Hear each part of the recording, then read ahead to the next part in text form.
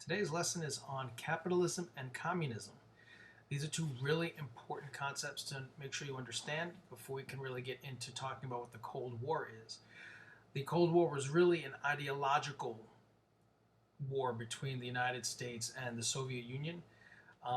That is to say, they had different ideas about how the government should run and about how their economies should be set up. And this should kind of give you a little overview of some of the main differences.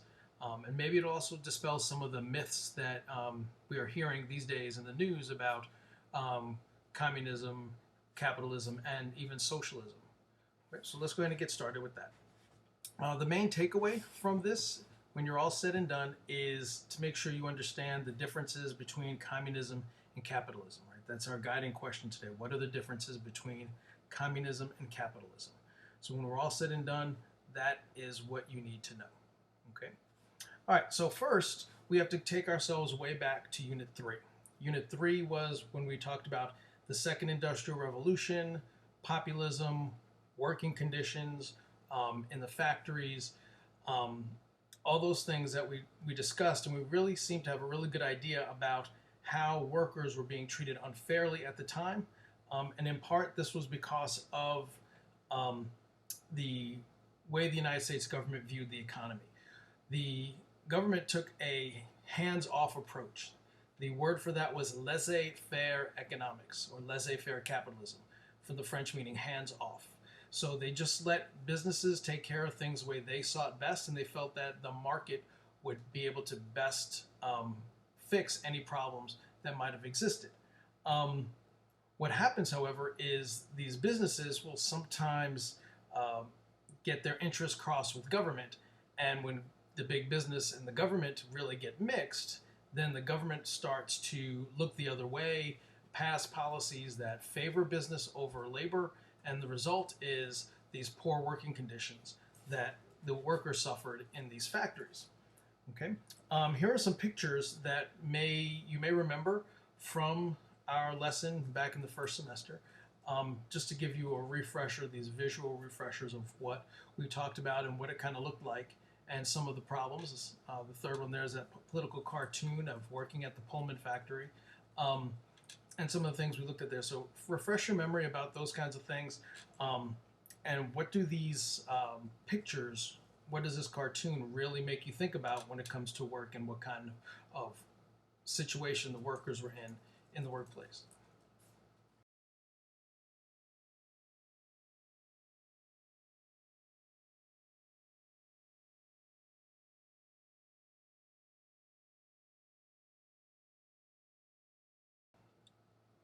The picture on the right here is a picture of what living conditions were like. And these living conditions were really a result of the working conditions where workers were not getting paid enough.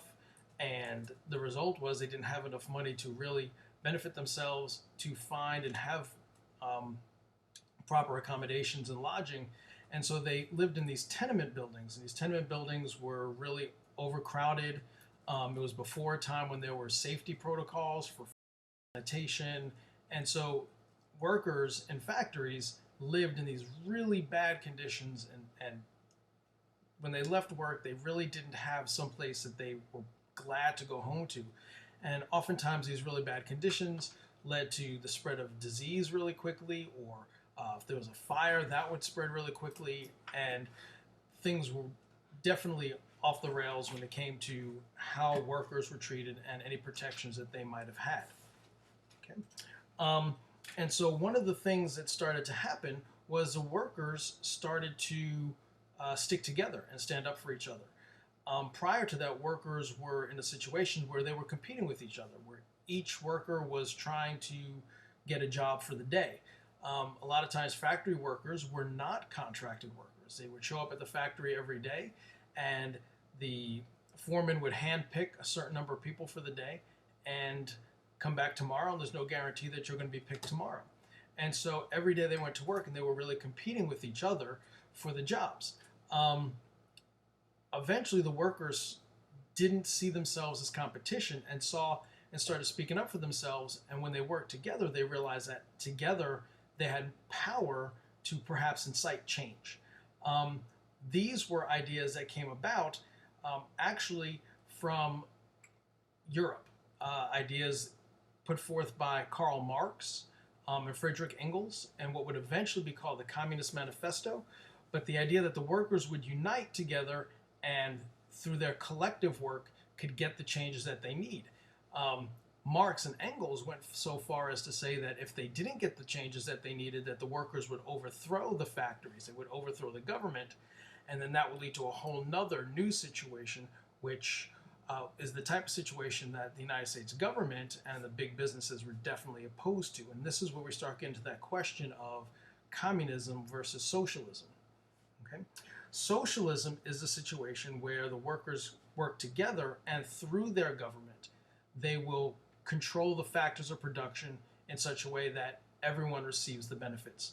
It isn't just the benefits going solely to the business owners or the wealthy who are getting rich off of all the work that the factory workers are doing, but instead there'd be more equitable conditions. No, we're not saying that the workers are going to get everything and the owners are going to get nothing, but it's going to be situations where the workers are going to advocate for themselves. They're going to get benefits. They're going to get protections. They're going to get safer working conditions. They're going to get at least a minimum standard of living when it comes to pay or health care or something to that extent. Okay, and so these are some things that were happening. Workers were getting together and they were starting to form unions. Right? The government and these factory owners started to be fearful of unions because it sounded a lot like what was being portrayed in the Communist Manifesto, and the fear was that communism would take over the United States. And first semester before the exam, we talked about some of the fears and some of the government programs that tried to shut down groups that alleged to have been communist or the government alleged were communist. Okay? So speaking of communism, communism is when we take that socialist idea to a whole new level. Like I was saying earlier, there would be a revolution, a change. And this revolution would most likely be a violent revolution where the workers, who would largely outnumber the business owners, would get together. They would overthrow the factories. They would overthrow the government that supported the factories, and they would replace it with a new government that would be controlled completely by the people. What typically would then happen is this government that's controlled by the people would then make the decisions for all of society, all of the economy, all of the choices, what to produce, who's going to get them, what the prices would be. And the result of that is that all of the workers, all the people would end up getting really the same things. Everyone would get all of the same. Now, in that theory, no one would get any explicit benefits over anyone else. You'd all get pretty much the same pay, the same housing, the same food, the same amount of, you name it, the same for everybody. And if you saw the cartoon movie, or if you had to read the book when you were in middle school or maybe in ninth grade of Animal Farm, this is what was portrayed. We had that revolution where the farm animals overtook the farm, and then they imposed rule for everyone, but then it got kind of dicey when the leaders of the farm, these new animal leaders, didn't trust the workers, and they put themselves ahead of the rest of the farm animals, and then they started being paranoid, and there were a lot of people who were being killed because they were feared that they were challenging the communists. And that was really what the fear was in the United States, that is what the United States would become if we allowed the workers to unite, and then they would overthrow the government, and we would become just like this dictatorship. And with a dictatorship, you don't have choices, you don't have freedom, and that kind of goes against everything that the United States was founded upon, especially when you read in the Declaration of Independence and the Constitution. Okay? So what it really comes down to is the difference between communism and capitalism. The Soviet Union would be communist. They would be a dictatorship. They would control all the factors of production. They would force the people to do work. And one of the big problems with communism is when everyone's getting the same exact benefits, no matter what job or how hard they work, there's no incentive to do better. If I work harder or do better than the person next to me, I'm going to do exactly the same thing. So why should I work harder than the person next to me? Okay. On the other side, capitalism is where the resources and the factors of production are owned individually. They're privately owned by each person who owns them. They get to make the decisions of what they want to do with it, how they want to use it, to sell it, what to make with it. The government would not be involved in the decision making at all if it's a true capitalist economy. But on the other hand, people who take risks, people who come up with new ideas, who work harder, they're going to be rewarded, and those who don't are not. And so the system builds in an incentive for people to work harder. Okay, so that was just a real quick recap of what you probably should have learned about in world history. But just in case, this is the main difference between communism and capitalism, and why in the years after World War II, all the way into the 1980s, even to the beginning of the 1990s, why the United States and the Soviet Union, which includes Russia and the countries that it controls, why they were opposed to each other and fearful of each other, trying to take over ideologically, and that would lead to a lot of policies in the United States that would really challenge what we believe in with regard to the First Amendment and freedom of speech and the right to assemble. All right.